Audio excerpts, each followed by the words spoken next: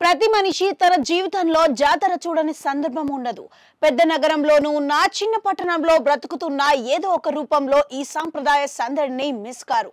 అంతటి ప్రాముఖ్యత జాతరకు ఉంది.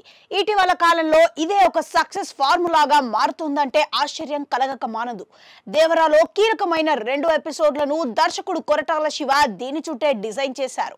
జూనియర్ ఎన్టీఆర్ అదిరిపోయే డాన్స్ చేసింది కూడా ఈ పాటలోనే. ఇంటర్వెల్ కు ముందు వచ్చే కీలక ఘట్టంలో లీడ్ ఇక్కడి నుంచే మొదలవుతుంది. ఇదెంత పేలిందో మళ్ళీ చెప్పనక్కర్లేదు. చిన్న మూవీగా వచ్చిన కమిటీ కుర్రోళ్లలో ప్రధాన ట్విస్ట్ జాతర మీద పెట్టాడు దర్శకుడు యదువంశి. ప్రధాన పాత్రలో ఒకరిని అక్కడ చనిపోయేలా చేయడంతో పాటు మొత్తం ట్రాక్ ని తెరకెక్కించిన తీరు ప్రశంసలు అందుకుంది.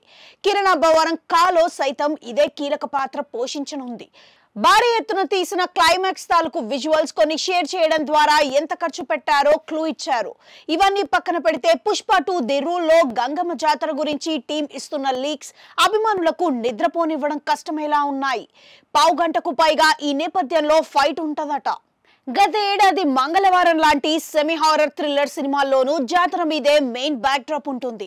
ఒక రకంగా చెప్పాలంటే దర్శక రచయితలు జాతరని ఇలా కథలో కీలక భాగం చేయడం స్మార్ట్ ఫోన్స్ లో మునిగి తేలుతున్న కొత్త తరాన్ని ఒక ట్రెడిషన్ వైపు చూసేలా చేయడమే. ఇప్పటికీ ఎన్నో ఊళ్ళలో జాతరలు జరుగుతూనే ఉన్నాయి. వాటి కోసమే సెలవు రోజుల్లో సొంత పల్లెలకు వెళ్లే ఉద్యోగులు, విద్యార్థులు లక్షల్లో ఉన్నారు. అయినా కథలో భాగంగా వస్తే బాగుంటుంది, కానీ ఇదేదో వర్కౌట్ అవుతుందని బలవంతంగా జాతర ఎపిసోడ్స్ పెడితే తేడా కొట్టే రిస్క్ లేకపోలేదు. అలా జరిగిన దాఖలాలు తక్కువే.